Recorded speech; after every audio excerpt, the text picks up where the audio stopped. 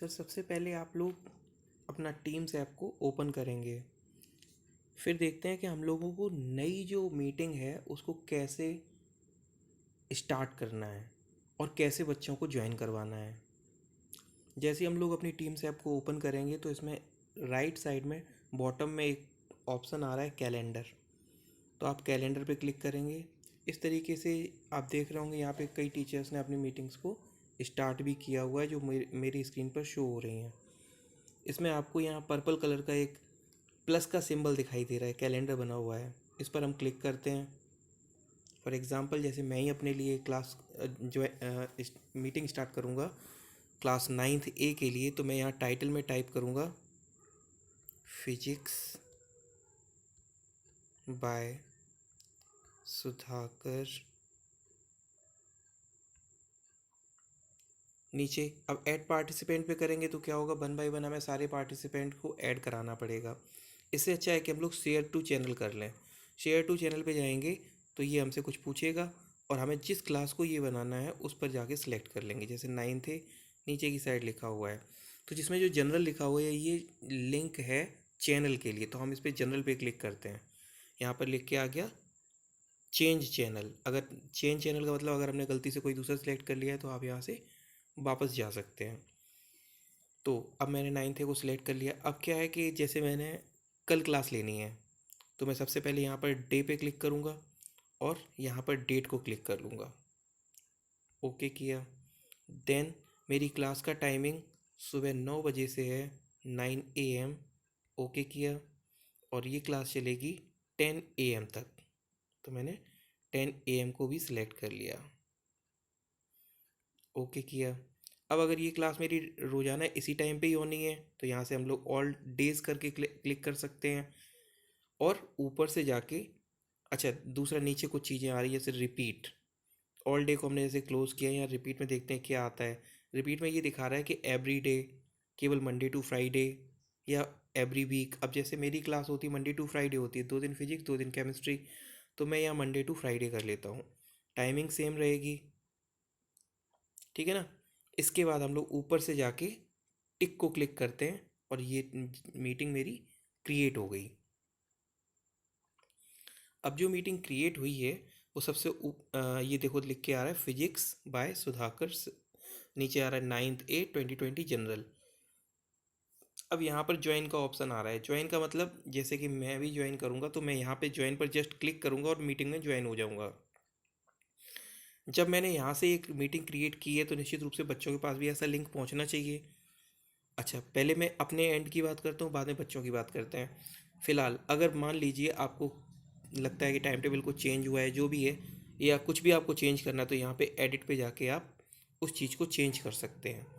नीचे आप देखेंगे कि यहाँ पे लिख के आ रहा है ज्वाइन माइक्रोसॉफ्ट टीम मीटिंग। तो ये लिंक जो आपने देखा हुआ है नीचे, ये लिंक बच्चों के पास जाएगा। अभी दिखाता हूँ किस तरीके से पहुँचेगा। फॉर एग्जांपल ऊपर लिखा हुआ है ज्वाइन माइक्रोसॉफ्ट टीम मीटिंग। मैं नीचे कुछ और चीज़ें ऐड कर देता हूँ जैसे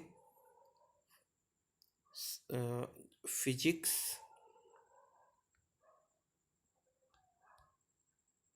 बाय सुधाकर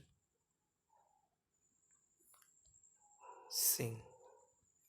तो ये है कि मतलब एक मैं समझाने की कोशिश कर रहा हूँ कि ज़रूरी नहीं कि वही ज्वाइन ज्वाइन लिख के जा रहा है तो बस उसने।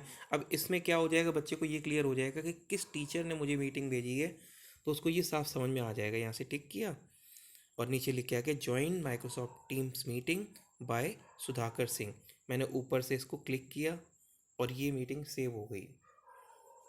अब ये मीटिंग बच्चों के पास कैसे पहुंचेगी उसको देखते हैं, क्योंकि अब एक ऐप पे एक ही लॉगिन कर सकते हैं, इसलिए मैंने उसको क्रोम पे जाके एक बच्चे का लॉगिन कर रखा है। देखते हैं अभी उसको भी।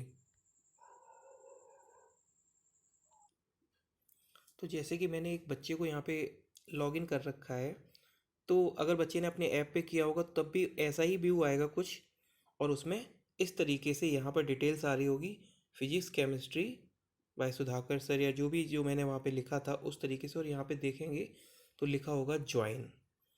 जैसे ही बच्चा इस ज्वाइन बटन पे क्लिक करेगा, उस ड्यूरेशन में जो ड्यूरेशन यहाँ पर शो की गई है, तो बच्चा उसी टाइम पर उस मीटिंग को जो मैंने या आप लोगों ने क्रिएट की होगी उसको ज्वाइन कर पाएगा। इसके अलावा मुझे तो नहीं लगता कोई खास डाउट होगा, लेकिन अगर लगता है कोई भी डाउट है जो मुझे लग रहा है शायद मैंने नहीं बताया है, तो आप लोग मुझसे फिर से दोबारा पूछ सकते हैं। अच्छा, नेक्स्ट आता है कि असाइनमेंट कैसे सेंड करेंगे बच्चों को। तो आप देख पा रहे होंगे यहाँ पे कैलेंडर के बगल में असाइनमेंट आ रहा है। अब असाइनमेंट के ऊपर में आप जिस क्लास में भी पढ़ा रहे होंगे, जिन टीचर्स ने आपको ऐड कर रखा होगा, उस क्लास को आप सिलेक्ट कर लीजिए। फॉर एग्जांपल जैसे 9th 2020 नीचे लिखा हुआ है, मैं इसको क्लिक करता हूँ, नेक्स्ट किया। अब इसमें आ गया, कई सारे ऑप्शंस आ रहे हैं जिसमें से हमें क्या करना है, क्रिएट करना है पहली बार ही। तो यहाँ पे जाके हम क्रिएट पे क्लिक करते हैं। क्रिएट में आ गया new assignment, new quiz from existing. अब न्यू असाइनमेंट का मतलब हो गया कि हम लोग अपना एक असाइनमेंट क्रिएट करना चाहते हैं। दूसरा न्यू क्विज, कोई क्विज टाइप का, क्वेश्चन आंसर टाइप का बनाना चाहते हैं। और नेक्स्ट है फ्रॉम एग्जिस्टिंग। एग्जिस्टिंग का मतलब ये हो गया कि जैसे मान लो पहले से हमने कोई अपना बना रखा है और हम उसे सीधा सीधा यहाँ से अपलोड कर सकते हैं। तो यहाँ से न्यू असाइनमेंट पे जाते हैं।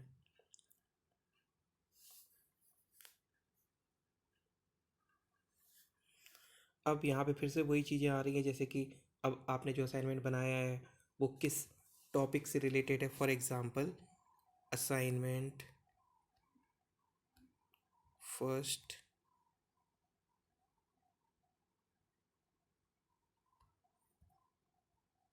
मोशन, फिजिक्स का फर्स्ट चैप्टर है।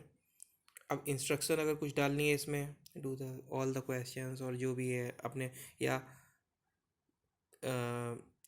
राइट ऑल द क्वेश्चंस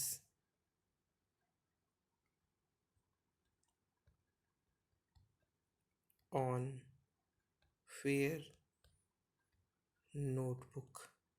इस तरह से कुछ भी इंस्ट्रक्शन जो आपको ठीक लगे वो अपने हिसाब से इंसर्ट करा सकते हैं। नेक्स्ट, अगर आपको कुछ यहाँ से ऐड करना है, ऐड मतलब यहाँ से जैसे मान लो आपने कोई फाइल या कुछ भी पहले से बना के रखा हुआ है, उसको यहाँ ऐड रिसोर्स पे जाके क्लिक कर सकते हैं।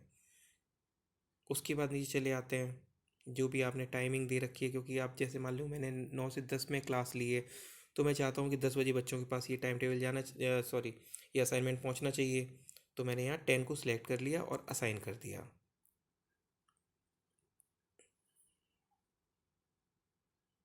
हालांकि मैंने अभी इसमें कुछ ऐड नहीं किया है, तो बच्चों के पास जो भी पहुँचेगा वो ब्लैंक होगा, है ना। यहाँ पे इस तरह से लिख के आ जाएगा, और मैंने अभी क्योंकि उसमें कुछ किया नहीं है तो बच्चों के पास पहुँचेगा भी नहीं। अब यहाँ पे देखिए 42 स्टूडेंट्स दिखाई दे रहे हैं, 0 आउट ऑफ 42।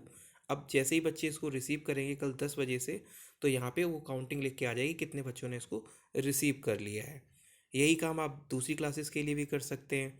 ऊपर में जैसे कि प्लस लिखा हुआ है, उस प्लस पे क्लिक करेंगे, फिर से आप न्यू असाइनमेंट इसी क्लास को अगर देना है तो यहाँ से कर लेंगे, और या फिर बैक करके असाइनमेंट पे जाकर जिस क्लास के लिए भी आपको करना था उस क्लास को आप सिलेक्ट करेंगे और सिलेक्ट करके उसके असाइनमेंट को सेंड कर देंगे। जैसे इस तरह से लिस्ट आ रही है, अब आपको जिस क्लास के लिए भी करना है आप क्लिक करके नेक्स्ट करके आराम से क्रिएट कर सकते हैं। Thank you everybody.